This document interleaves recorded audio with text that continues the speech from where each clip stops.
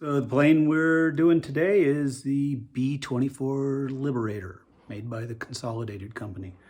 Uh, I have a couple of connections to this airplane. Back in the Super Bowl last year. There's Todd Bowles, who's done a masterful job on that side of the ball here.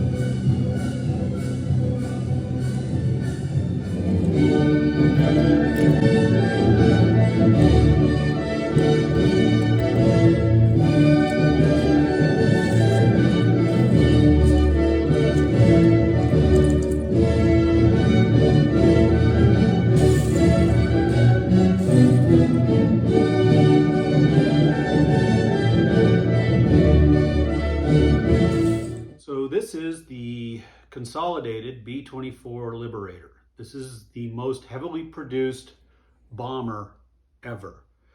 It was one of our two major bombers in World War One. World War Two. The other one being the B-17. And this one was the first plane that could fairly easily fly across the Atlantic, and that's because it had this amazing wing. The wing was very long, so it gave it lots of lift, kind of like the B-52's wing. But that wing also made it more difficult to fly at low speeds, so the crews didn't like it as much. But anyway, they produced something like 15,000 of these.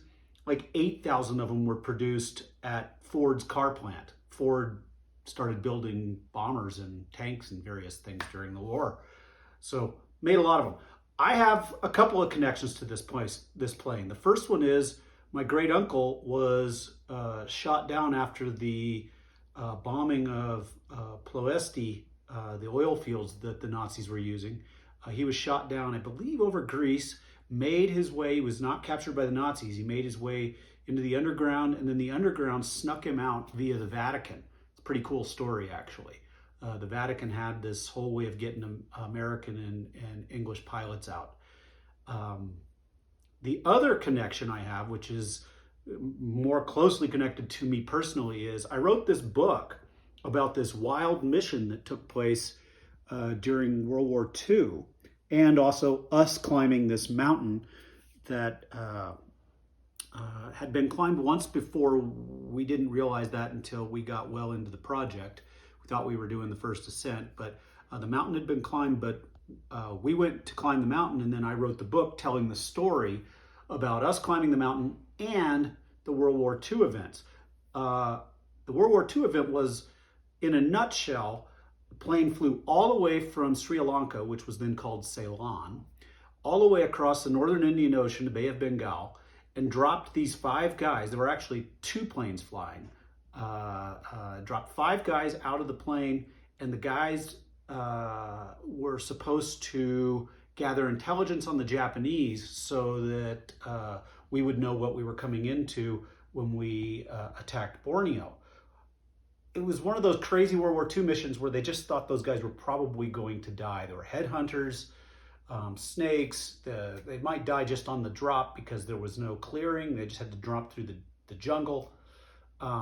But what they ended up doing was uniting the headhunters as a resistance force against the Japanese. So I wrote this book about it, and we also climbed the mountain. And yeah, the mountain was central to the story because it was what they flew towards when they were going to drop the guys. When they saw the mountain, they knew they could drop the guys out. The guys dropped out of the bomb bay, and 2 planes flew. One of them did not make it back to Ceylon. They don't know, just crashed somewhere in the Indian Ocean. But anyway, that's my connection to the B24 Liberator. And what was the most challenging part of this build? Most challenging part is the nose. It has this all glass nose that you can see, and they made a number of different versions of it. Some the glass tucked under, some had a turret on the bottom, some the turret was on the top. But that was the difficult, and so that's where I started, because it's also the iconic part. And then who climbed B24 with you? There was a photographer and 2 filmographers, and then Volker Schaffel and Spunky. Spunky. Yeah. All right. Good job, Boo. Thank you, Boo.